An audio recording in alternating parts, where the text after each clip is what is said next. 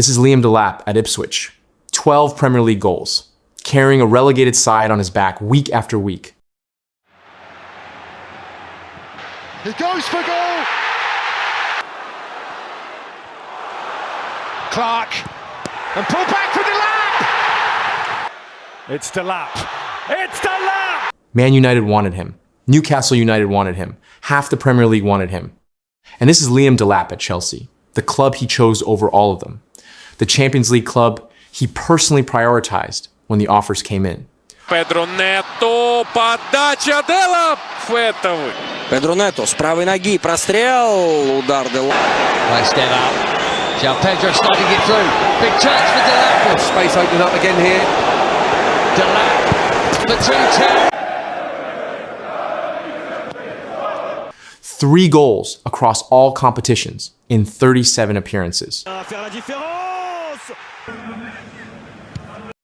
And right now, he has gone 18 consecutive games without scoring for Chelsea. 18. Not even Timo Werner at his worst. Low shot, deflects maybe, but either way, this time it does count for Timo Werner. Just a minute or so after he had a goal disallowed, he does have his first Premier. Not even Alvaro Morata during his darkest spell. Lovely drifting cross, Morata. Beautiful ball, beautiful header, lovely goal. Chelsea lead 1-0. In his rich... Alvaro Morata has these Chelsea fans roaring again. Diego Costa's just a memory here now. Alvaro Morata has to make Stamford Bridge. Not even Romelu Lukaku during the nightmare second loan. No flag. James to put it on a plate for Lukaku. He scores his first Chelsea goal. He couldn't miss it. Looking to feed Lukaku and doing so. Lukaku in. First chance for Romelu Lukaku. It's wonderful. It's clinical. Quarantine situation with the Argentinians. Here's Lukaku seeking a second, getting a second, and crowning a great afternoon's work for Chelsea.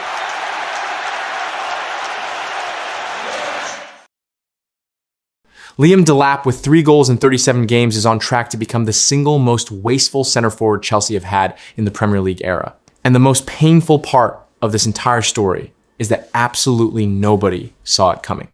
Welcome back to the channel, Chelsea family. Drop your country in the comments right now. If you are new here, please subscribe and turn on that notification bell. Now let us have the honest conversation about Liam Delap at Chelsea. Let us start at Ipswich, because you need to understand the expectation before you understand the disappointment. At Ipswich Town last season, Liam Delap scored 12 Premier League goals for a side that was ultimately relegated. 12 goals in a team that finished bottom half and could not survive in the top flight. He was their heartbeat going forward. He was the reason Premier League clubs across England were paying close attention during the January window and then again in the summer. When Ipswich were being outclassed by better squads week after week, Delap was still finding ways to put the ball in the net. He scored a brace against Aston Villa. He scored against Manchester City. He scored at Anfield against Liverpool. He was doing things that strikers at much bigger clubs with much better teammates were struggling to replicate. Enzo Maresca specifically singled him out in the build-up to the transfer, publicly comparing him to Nicholas Jackson in terms of the profile Chelsea needed in their attack.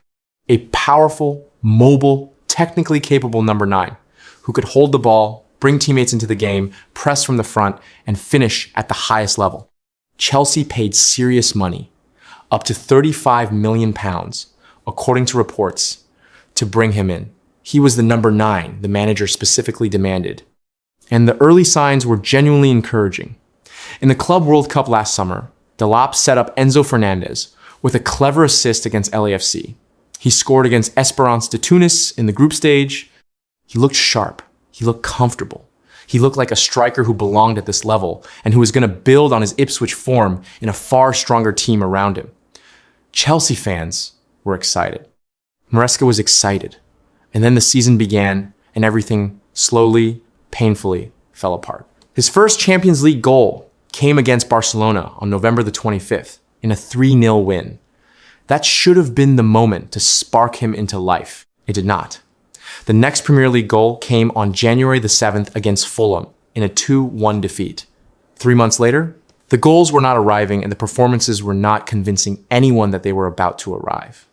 Since then, it has been 18 games without a goal and no real sign of that changing. He did have one bright moment, a hat-trick of assists in the FA Cup 5th round against Hull City in February, showing his ability to contribute is still there somewhere. But assists in a cup tie against championship opposition is not what the Chelsea number 9 shirt demands. Now let us do the comparison that makes this so historically bad and that puts the scale of his failure in the proper perspective. Alvaro Morata was widely considered a flop at Chelsea. He scored 15 goals in 48 games in his first season, despite his obvious struggles with confidence and his tendency to miss big chances at key moments. 15 goals. Timo Werner, the man who became the face of Chelsea transfer waste for a generation of fans, managed 12 goals and 15 assists in 52 games in his first Chelsea season. Werner created constantly, even when he was not scoring, which is why he lasted as long as he did. Romelu Lukaku, who became the most expensive Chelsea signing in history at the time of his second arrival and turned it into one of the most disastrous loans in Premier League history, still scored 15 goals in 44 games. And Nicholas Jackson, who spent 2 full seasons being roasted by Chelsea fans for his missed chances and raw finishing, scored 17 goals in 44 games in his debut campaign. Jackson, who was criticized relentlessly, 17 goals. Then there is Liam Delap, 3 goals in 37 games, 1 Premier League goal, 0 Premier League assists, an average FOTMOB match rating of 6.38, which is among the lowest of any regular starter at a top 6 club this season. That number tells you everything about how little impact he is making on games. Not even the strikers Chelsea fans considered flops managed to sink this low. So what has gone wrong? Because the talent is clearly there. Nobody scores 12 Premier League goals for a relegated Ipswich side by accident. Nobody gets compared to Nicholas Jackson by a Premier League manager without having the raw materials to operate at this level. The most honest answer is that Liam Delap looks like the classic mid-table club striker who thrives when football is direct, uncomplicated, and built specifically around his physical qualities. At Ipswich, the structure was simple and clear. Get the ball forward quickly, find Delap, let him run, let him hold, let him create from chaos and physicality. He was the unquestioned focal point of everything, and every ball went through him with minimal complexity around it. He was the main man in a team that needed him to be the main man, and he responded to that responsibility brilliantly. At Chelsea, the picture is completely different in almost every dimension. He is competing with João Pedro, who is in the form of his career and one of the top scorers in the entire Premier League this season. The Chelsea system is more intricate, more patient, more demanding technically. Passing sequences are longer and more complex. Decisions have to be made faster with less time on the ball. Defenders at top 6 clubs prepare specifically for him in a way that Ipswich opposition simply did not. And crucially, he is not the main man at Chelsea. He is a backup option behind a striker who is flourishing and pulling up trees. That shift in status, from the man everything revolves around to a rotation option at a Champions League club, appears to have affected him mentally in ways that are now showing up every single week in his performances and his numbers. There's also a genuinely uncomfortable question that Chelsea fans need to sit with. Is the number 9 shirt at Stamford Bridge cursed, or does it simply attract players who are not yet ready for the weight it carries? Morata arrived with big money and Champions League expectations and buckled under the pressure. Lukaku came back as the most expensive signing in Chelsea history and turned it into one of the most embarrassing second spells in the club's modern history. Werner never scored enough, but at least he contributed in other ways for long enough. Jackson was roasted every week for 2 seasons and still managed 17 goals in his debut campaign. And now Delap is wearing that shirt and producing numbers that make Jackson's worst moments look like a golden era. The curse of the Chelsea number 9 is real, and it is not finished with this club yet. He is 23 years old, and the season is not finished. This Chelsea career can still be saved if the goals start arriving and the confidence returns.